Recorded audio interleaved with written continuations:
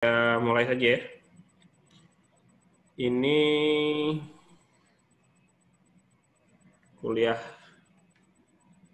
pertama untuk mata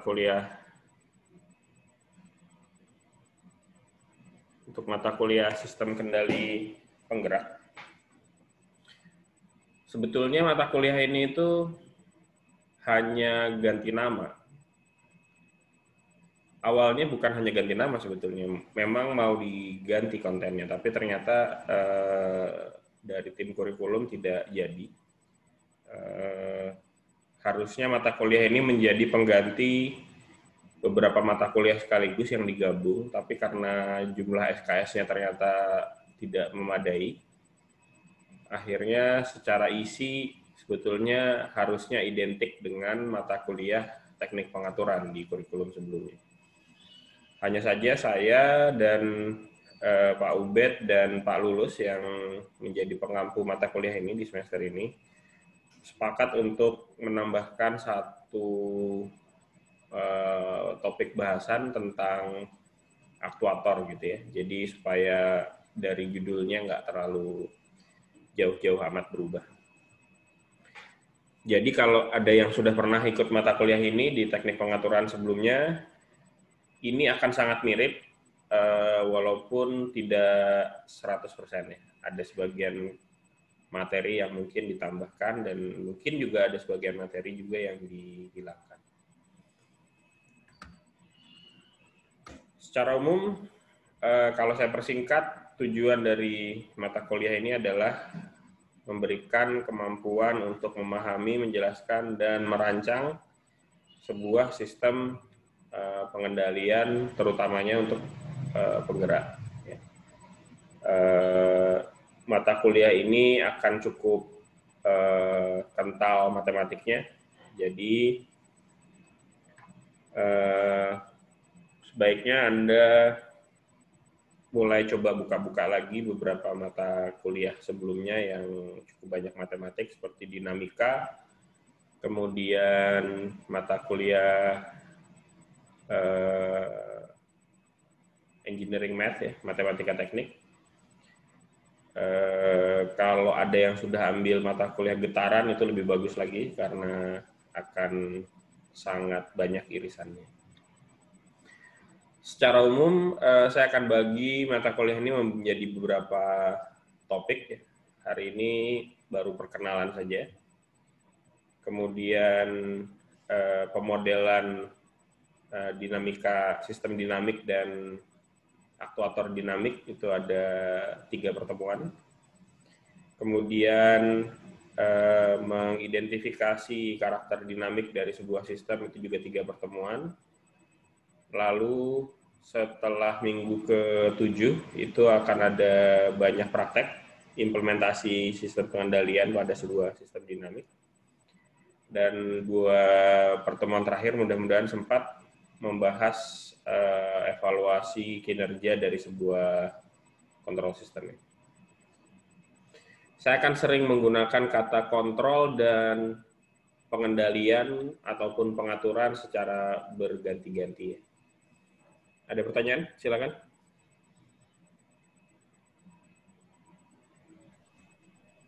Ada? Tadi yang mau bertanya, ada yang raise hand tadi? Maaf Pak, tadi saya sebenarnya mau tanya tentang tugas Pak, cuman mungkin nanti saja Pak setelah kuliahnya. Oh ya, nanti di akhir saya akan jelaskan.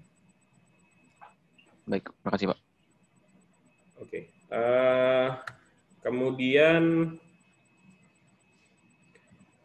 textbooknya, seperti juga di pengaturan, saya setia dengan textbooknya Katsuhiko Ogata.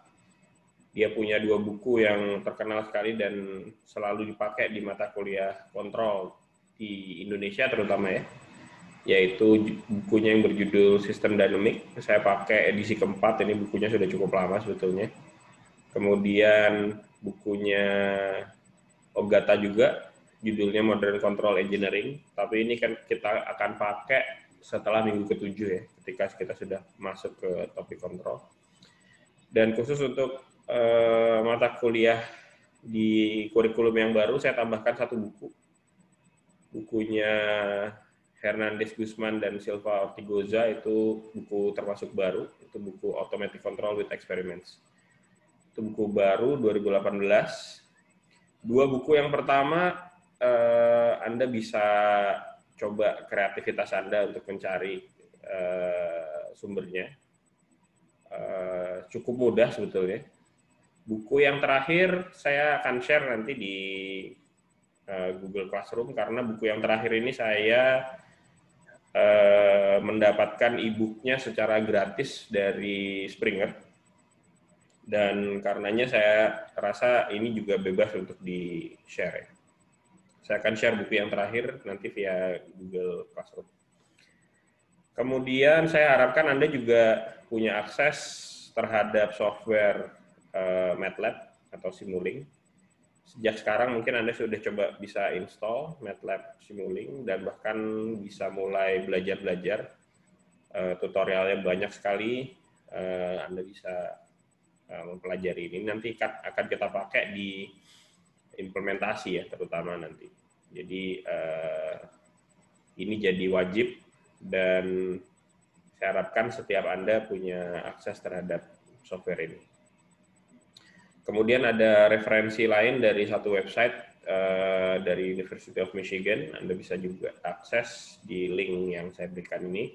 Ini tutorial kontrol yang sangat praktis berdasarkan contoh kasus ya. Jadi sangat besar kemungkinannya nanti proyek yang akan kita buat akan mirip sekali dengan apa yang ada di website ini. Saya akan membawakan kuliah ini dengan metode kombinasi ya. Saya belajar dari pengalaman semester lalu. Semester lalu yang ikut kuliah saya teknik pengaturan, itu saya sangat sering pakai Zoom, dan satu kali durasi Zoom mungkin sampai bahkan 2 jam. Seperti halnya di kelas, tapi saya kemudian berpikir itu mungkin tidak akan terlalu efektif, terutama untuk kelas besar, karena saya tidak tahu sejauh mana Anda bisa mengikuti saya selama 2 jam. Berdasarkan hasil ngobrol saya dengan beberapa mahasiswa juga, saya rasa kalau sudah di atas 1 jam itu konsentrasi akan sangat sulit. Jadi untuk semester ini saya tidak akan pakai Zoom terlalu lama. Saya usahakan hanya di sekitar setengah jam lah. Mudah-mudahan maksimal setengah jam, kalaupun lewat setengah jam mungkin tidak lebih dari 40 menit. Ya. Selebihnya saya sangat berharap Anda bisa lebih aktif untuk mempelajari materi-materi yang saya berikan. Ya. Sebagai pancingan nanti saya akan beri materi lewat Google Classroom, baik itu untuk materi Anda diskusi maupun dalam bentuk tugas. Ya. Jadi untuk ketiga kelas ABC mata kuliah ini, saya, Pak Ubed, dan Pak Lulus sudah sepakat bahwa ujian tulis ini persentasenya hanya 30% untuk mata kuliah ini. Sisanya dalam bentuk tugas baik tugas mingguan maupun tugas besar ya, dalam bentuk proyek yang nanti akan diberikan di akhir. Jadi jangan heran nanti tugasnya akan sangat banyak. Jadi kemungkinan setiap minggu akan ada PR, baik itu PR individu maupun yang berkelompok. Tujuannya adalah untuk memaksa Anda lebih aktif menggali materi, karena saya tidak ingin kita punya sesi Zoom yang terlalu lama. Sesi Zoom hanya akan saya pakai untuk mendiskusikan materi-materi yang sifatnya mungkin bisa didiskusikan, ataupun memberikan feedback berupa jawaban atas pertanyaan yang sebelumnya pernah diberikan. Tapi untuk menggali materi, mengolah materi, saya serahkan kepada Anda melalui materi tertulis ya. Ataupun nanti mungkin saya upload video yang bisa Anda tonton secara mandiri. Karena banyak keluhan kalau Zoom terlalu lama, kuota habis. Zoom terlalu lama juga mungkin konsentrasi Anda sulit untuk dijaga. Zoom terlalu lama juga saya capek ngomong sendiri, belum tentu Anda tahan mendengarkannya. Jadi supaya sama-sama enak, Zoom-nya mungkin hanya setengah jam, 40 menit, sisanya saya akan berikan lewat materi-materi yang sifatnya bisa dipelajari secara mandiri. Oke, seperti saya tadi sampaikan di awal, mata kuliah ini akan cukup kental matematiknya, tapi yang paling mendasar adalah Anda sudah harus punya pengetahuan tentang dasar-dasar pengukuran, karena variabel menjadi salah satu yang paling penting. Jadi logika pengukuran itu harus dimiliki. Kemudian dasar-dasar tentang matematika teknik, khususnya di bagian transformasi domain frekuensi. Secara khusus yang akan dipakai adalah transformasi Laplace, itu akan sangat kental sekali. Dan kalau Anda punya pemahaman yang baik di bidang sistem-sistem dinamik, itu akan sangat membantu ya. Jadi kalau yang masih agak lupa-lupa mungkin bisa coba sambil dibuka lagi catatannya. Oke, saya masuk sedikit pengantar ke materi ya. Ketika kita bicara sistem pengendalian penggerak, jadi penggerak itu kan kalau dalam sebuah sistem mekanik itu salah satu subkomponen sebetulnya. Subkomponen dari sebuah sistem yang lebih besar. Kalau Anda punya sebuah mobil, penggeraknya atau prime movernya itu adalah engine, atau kalau mobil listrik ya motor listrik begitu ya. Tapi dia bertugas untuk melayani sistem yang lebih besar. Sistem yang lebih besar itu kalau mobil ya chassisnya, ada bodinya, ada suspensinya, ada kabinnya dan lain-lain. Pada sebuah mesin CNC misalnya, penggeraknya adalah motor listrik untuk menggerakkan sumbu X, Y, Z, kemudian spindle-nya untuk memutar mata pahat gitu. Itu penggeraknya, tapi dia melayani sistem yang punya fungsi lebih besar gitu ya. Jadi sistem itu sebetulnya kombinasi dari banyak komponen yang bekerja bersama gitu, yang punya satu tujuan tertentu. Kendaraan, mobil ya tujuannya bisa kita naiki untuk berpindah satu tempat ke tempat lain. Nah, penggerak itu sebetulnya hanya salah satu sistem. Jadi ketika kita bicara sistem kendali, pada prinsipnya kita nggak bisa bicara hanya penggeraknya saja. Tapi kalau kita tinjau di antara banyak komponen tadi, yang secara khusus kita punya kuasa untuk mengendalikan ya penggeraknya.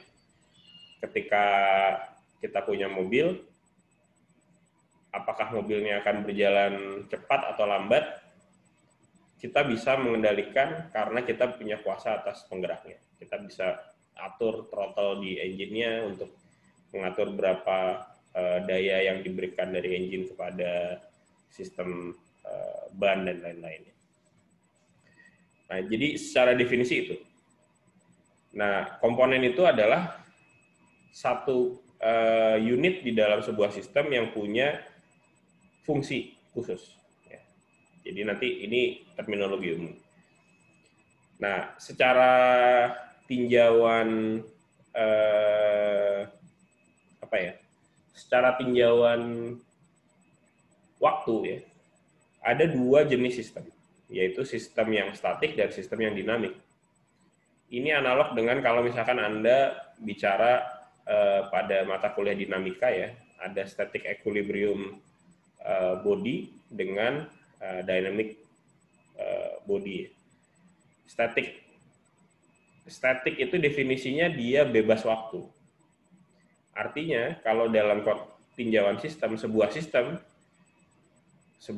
itu kalau kita buat tinjauan umumnya kan, sebuah sistem itu punya, ini sistem ya, sistem, dia punya input dan dia punya output. Ketika output itu hanya tergantung dari berapapun input yang diberikan, kita beri input apapun, outputnya seperti ini. Seperti kalau saya punya persamaan F sama dengan minus Kx. Ini sistem yang statik. Kenapa? Karena kalau kita sebut outputnya itu adalah F, inputnya adalah X, ya, K itu adalah konstanta yang merepresentasikan sistem. Apapun yang diberikan kepada nilai X, kalau nilai X-nya itu sama, maka nilai F-nya sama. Ya. Ini sistem yang statik. Karena dia hanya tergantung dengan inputnya saja dan konstanta internal di dalam sistemnya. Sementara sistem yang dinamik, dia tidak bisa hanya bergantung kepada input dan konstanta di internal di dalam sistem. Tapi keadaan terakhir yang dialami oleh sistem juga menjadi faktor yang diperhitungkan. Jadi histori dari variabel yang dialami oleh sistem itu juga mau mengambil faktor yang menentukan keluarannya. Nah, karena histori dari variabel itu punya faktor, maka biasanya bentuk persamaan dari sebuah sistem yang dinamik tidak akan sesederhana ini. Konstanta, satu konstanta, variabel-variabel. Tapi dia pasti dalam bentuk persamaan diferensial.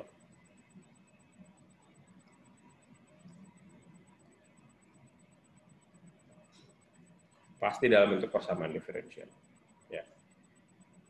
Dan itulah kenapa nantinya kita harus banyak menggunakan transformasi, karena tidak mudah menyelesaikan persamaan diferensial secara analitik begitu saja. Kita perlu minta bantuan transformasi.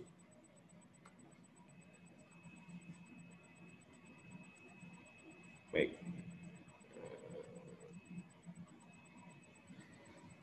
Secara umum, bentuknya sistem yang dinamik itu bisa dinyatakan dengan ekspresi sederhana seperti ini. Yaitu, selisih daripada input dan output akan sama dengan akumulasi dari sebuah sistem. Ilustrasi paling mudah adalah dengan ilustrasi tangki seperti ini. Kalau ini adalah input, ini adalah output, maka selisih dari input dan output akan menghasilkan berapa banyak perubahan air yang ada di dalam tangki. Ingat, ada kata rate di sini. Ada kata rate di sini, yaitu laju perubahan. Apakah kalau misalkan input dan outputnya sama berarti tangkinya pasti kosong? Iya, selama sebelumnya memang kosong. Katakan sebelumnya dia memang kosong, kemudian dia diisi, laju arus air yang masuk sama dengan keluar, maka dia akan tetap levelnya kosong, gitu ya. Tapi kalau sebelumnya dia sudah punya level sebanyak H, gitu ya, laju input dan outputnya sama, maka inflow dikurang outflow itu sama dengan 0. Rate-nya 0, tapi dia punya nilai. Kalau input 2 kali lebih besar daripada output, maka dia rate-nya akan positif sehingga lama-kelamaan levelnya akan semakin tinggi. Ingat ya, ada kata rate di sini. Sebaliknya kalau output lebih besar daripada input, walaupun awalnya tadi penuh, tapi karena rate-nya negatif, lama-kelamaan dia akan kosong. Ini bentuk umum. Yang ini sebetulnya berlaku untuk banyak sistem ya, tidak hanya untuk sistem tangki seperti ini. Sebagai contoh, pada hukum kekekalan mekanik pada bentuk gerak lurus, kita punya hukum yang bentuknya adalah sigma integral FDT itu sama dengan MV. Jadi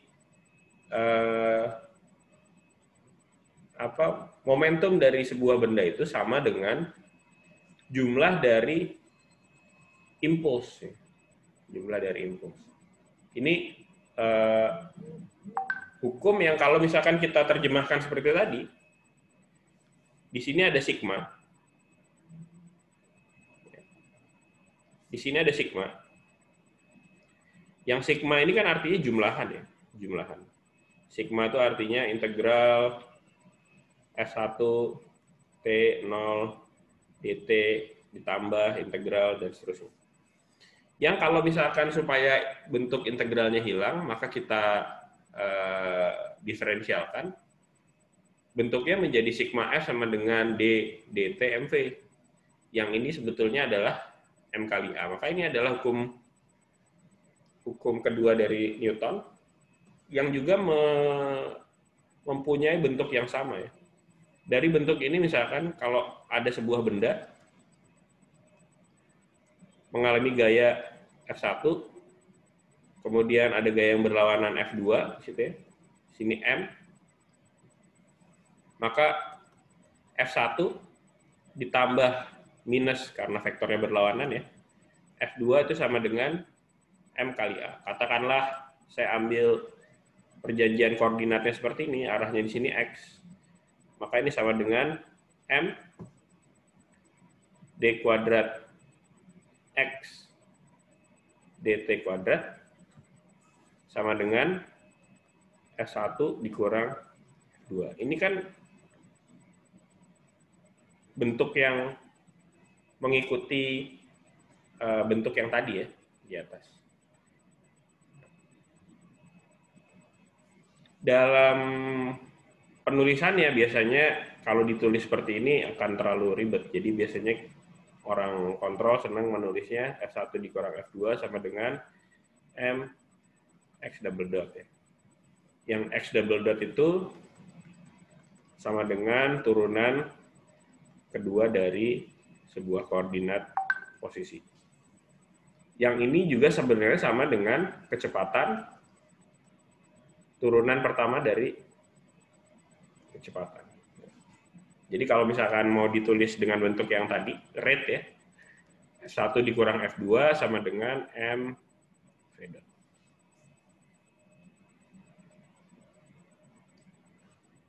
Nah, bagaimana ini bisa disebut sebagai sebuah sistem yang dinamik? Ya karena dia tidak hanya ditentukan oleh berapa selisih ini kemudian kita tahu berapa nilai V-nya, tapi pada posisi ketika gaya itu diberikan, di mana posisi X, di mana berapa nilai V juga akan punya pengaruh. Nanti kita akan bahas lebih jauh soal itu.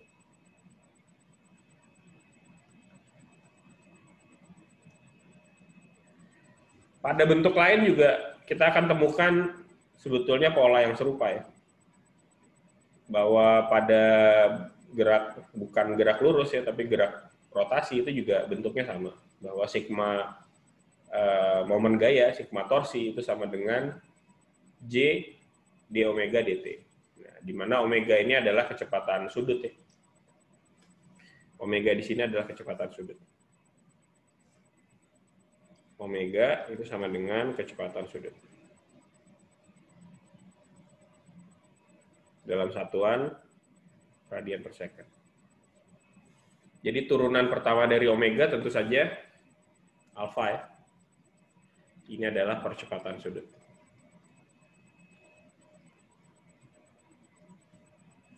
Radian per second kuadrat. Artinya bentuk umum yang tadi dijelaskan di awal itu masih berlaku, bahwa selisih dari input dan output itu sama dengan rate of creation dari sebuah variabel. Dalam hal ini rate of creation dari meningkatnya kecepatan sudut atau menurunnya kecepatan sudut akibat perubahan percepatan sebetulnya. Nah, itu kita sudah pahami di kuliah-kuliah sebelumnya. Nah, untuk memancing Anda mengeksplorasi lebih jauh soal ini, saya langsung beri tugas saja. Tugasnya adalah untuk menulis rangkuman. Ya. Rangkuman apa? Rangkuman dari bab 3 bukunya Ogata yang System Dynamics. Jadi Anda harus segera cari source bukunya. Ini buku yang sangat populer, tidak sulit mencarinya. Khusus saya lompati dulu bab 2, kita akan masuk ke bab 3 dulu. Bab 3 itu isinya adalah elemen-elemen atau komponen-komponen mekanik. Ya. Spring, damper, dan lain-lain. Dan bagaimana memodelkannya. Kemudian bagaimana kalau komponen-komponen itu bergabung menjadi satu, menjadi sebuah sistem mekanik yang sederhana. Nah, tolong itu dirangkum.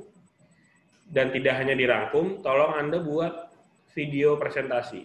Caranya terserah Anda, mau minta salah seorang anggota keluarga mungkin megangin kamera, Anda cerita begitu boleh.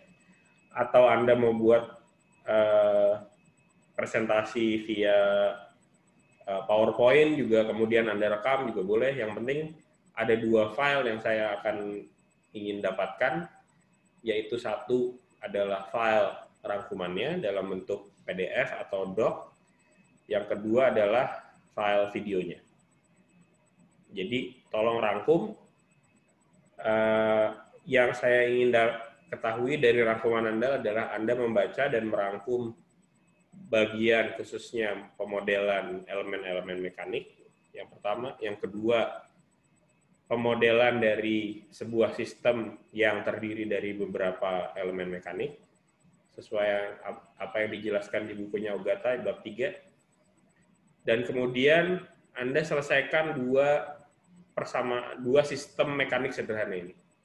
Yang pertama adalah massa yang terhubung pada 3 buah spring, 2 di atas, 1 di bawah, koordinat X-nya mengarah ke bawah. Yang B adalah sistem rotasi, ya. Di situ ada massa yang berputar dengan momen inersia J, kemudian di situ ada sudut input, ya, perubahan sudut input. Jadi inputnya adalah diganggu, sudut sebuah sisinya dirubah. Di situ ada torsional spring dan ada torsional damper. Yang ingin diketahui adalah theta 0, yaitu sudut yang ada di antara massa dan damper. Nah, bagaimana memodelkan hal ini dalam bentuk persamaan diferensial, yang itu akan menjadi representasi dari sebuah sistem dinamik. Batas waktunya berikan sampai hari Selasa malam, ya, minggu depan. Jadi sangat cukup waktunya. Saya tidak membatasi bagaimana cara Anda membuat rangkuman, bagaimana cara Anda menulis, apakah mau tulis tangan, apakah mau diketik, itu terserah. Yang penting saya dapat copy filenya dalam bentuk PDF ataupun doc file. Ya. Dan yang penting juga ada file videonya. Ya. File video yang Anda menjelaskan itu. Ini sebetulnya bukan untuk saya, ini untuk Anda sendiri. Saya hanya buat ini untuk memaksa Anda membaca, karena saya tahu sulit sekali memaksa diri untuk membaca, jadi saya bantu dengan cara seperti ini. Minggu depan kita akan, mudah-mudahan saya sempat adakan Zoom lagi, untuk kita lihat nanti. Saya akan pilih salah satu dari video mungkin untuk saya tampilkan, dan nanti kita akan bahas bareng-bareng, sekaligus mudah-mudahan sempat kita bahas latihan soal dan terkait dengan transformasi Laplace nanti bagaimana menghubungkannya. Itu saja, ini sudah setengah jam. Saya tidak akan berlama-lama, tapi sebelum saya tutup, ada pertanyaan kira-kira yang masih belum jelas? Cukup jelas ya? Oh ya, silakan Jeremy. Izin bertanya, Pak. Ini jadi untuk 2 soal ini kita kerjakan di videonya atau di dokumen rangkumannya ya, Pak? Yang Makasih. Dua-duanya. Dua-duanya. Oh, dua-duanya. Jadi Baik. Makasih, Pak. sebetulnya sih ini bukan dua pekerjaan terpisah ya sebetulnya kan. Anda merangkum dan membuat video itu kan sebetulnya hal yang sama ya. Artinya materinya sama, bukan materi yang berbeda. Cuman cara Anda menampilkan itu dalam bentuk video kan mungkin perlu sedikit kreativitas ya. Gimana caranya, bagian mana yang ingin Anda highlight di video. Karena sebetulnya chapter 3 itu kalau mau dibuat dalam bentuk tulisan bisa panjang sekali, tapi apa yang Anda pahami dari chapter 3 itu setelah Anda merangkum, silakan diceritakan di video. Bagaimana cara Anda menceritakan di video itu terserah. Bentuk kerangkumannya harus seperti apa itu terserah. Yang paling penting sebetulnya bukan bertanya ke saya untuk soal itu, tapi apa yang kira-kira bisa membantu Anda belajar lebih mudah sebetulnya. Jadi makanya saya tidak tulis berapa batas halamannya, berapa marginnya, dan lain-lain. Saya rasa itu tidak penting lah. Yang paling penting, apa yang menurut Anda membuat Anda lebih mudah untuk belajar. Videonya sendiri ini hanya referensi ya, 5-10 menit. Saya rasa ini sudah cukup, artinya menjelaskan bab 3 kurang dari 5 menit juga rasanya sulit. Tapi kalau lebih dari 10 menit juga jadi terlalu panjang ya nanti. Terlalu lama. Jadi semudah mungkin bagi Anda untuk memahaminya kembali. Itu jadi bagian untuk buat Anda belajar lagi sih nanti. Jadi kalau pertanyaannya apakah itu harus hanya di video, ya saya harap dua-duanya. Kan kalau nanti Anda taruh di video juga kan Anda harus kerjakan juga ya. Jadi dikerjakannya kan pasti tertulis juga. Jadi Anda mungkin masukkan di summary-nya dan kemudian nanti jelaskan di video. Oke? Siap. Jelas, Pak. Ya, silakan Lana. Izin bertanya, Pak. Untuk yang skema A dan B itu, apakah itu akan hanya membantu untuk kita menerangkan atau kita juga selesaikan mungkin ada persoalan gitu, Pak? Jadi target akhir yang perlu dicapai di soal A dan B adalah dapatkan bentuk model matematisnya. Dapatkan bentuk model matematisnya kalau terkait sama bab 3 itu kan masih dalam domain waktu ya. Jadi bagaimana sih bentuk persamaan diferensial dari sistem yang ditunjukkan pada poin A, bagaimana bentuk persamaan diferensial pada sistem dengan poin B gitu ya. Itu saja, itu kan belum ada angkanya ya, jadi Anda nggak perlu nyelesain. Jadi misalkan theta 0 sama dengan 5 gitu kan, nggak mungkin ya, itu kan nggak ada angkanya. Tapi bentuk persamaannya gimana? Jadi Anda menurunkan persamaan matematis dari sebuah ilustrasi sistem. Gitu. Ada lagi tadi, ada yang raise hand lagi? Baik, Pak. Silakan. Albert, silakan. Mau nanya saya Pak, itu jadi maksudnya yang sistem dinamis itu kan kayak tadi yang kayak kalau misalnya F D per dt itu udah pasti sistem dinamis kan? Iya. Terus tadi Bapak sempat jelasin yang kenapa F sama dengan M kali A itu dia juga termasuk sistem dinamis. Iya. Nah itu berarti apa maksudnya? Semua persamaan yang naikkan atau turunannya itu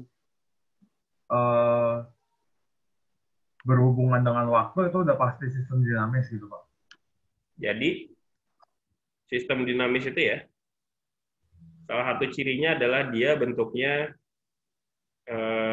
pasti dalam bentuk persamaan diferensial. Persamaan diferensial itu apa? Persamaan yang punya sebuah variabel yang bentuknya dalam beberapa bentuk. Misalkan ya, saya punya bentuk misalkan AX plus B dx dt sama dengan 0. ini persamaan diferensial. Kenapa? Karena variabel X muncul dalam bentuknya sendiri, ya, dan muncul dalam bentuk turunan pertamanya. Kalau saya tulis begini, kalau saya tulis lengkapnya kan sebetulnya A yang variabel X itu adalah fungsi waktu, plus B dxt dt. Artinya, saya punya variabel yang sebetulnya dia adalah variabel yang time dependent, xt, yang dia tidak hanya muncul dalam bentuknya sendiri, tapi dan dalam bentuk turunannya juga. Nah, ini bisa diterusin. Kalau plus C, D kuadrat, xt, dt, plus D, turunan ketiga, dan seterusnya. Ini persamaan diferensial. Tadi cirinya sistem yang dinamis itu apa? Sistem yang tidak hanya tergantung dari variabelnya pada saat ini saja, tapi juga pada histori dari variabel itu. Misalkan, X pada time ke 0 itu sama dengan 5. Kalau saya nggak punya persamaan diferensial seperti ini, maka misalkan saya sebut saja misalkan F sama dengan A dikali XT gitu ya. Maka ini jadi FT. FT sama dengan A XT. Ini sistem yang bukan sistem dinamis. Kenapa? Karena pada T sama dengan 0, ya, maka F0 itu sama dengan A dikali X0, yang X0-nya 5. Ya. Pasti sama. Pada T yang sama, nilainya pasti sama. Tapi kalau persamaan diferensial, belum tentu. Karena X0 sama dengan 5, belum tentu nilai X dot 0-nya 0 gitu ya. X dot 0-nya bisa jadi 1, bisa jadi 2, bisa jadi seterusnya. Jadi, histori dari nilai F itu juga akan punya faktor. Dan itu yang membuat dia tidak bisa diselesaikan secara langsung. Dia harus diselesaikan dengan metode tertentu. Salah satunya dengan transformasi. Nanti ketika Anda mengeksplorasi bab 3, Anda akan temukan bentuk-bentuk yang mengarah bentuk-bentuk persamaan diferensial seperti itu. Ada lagi pertanyaan?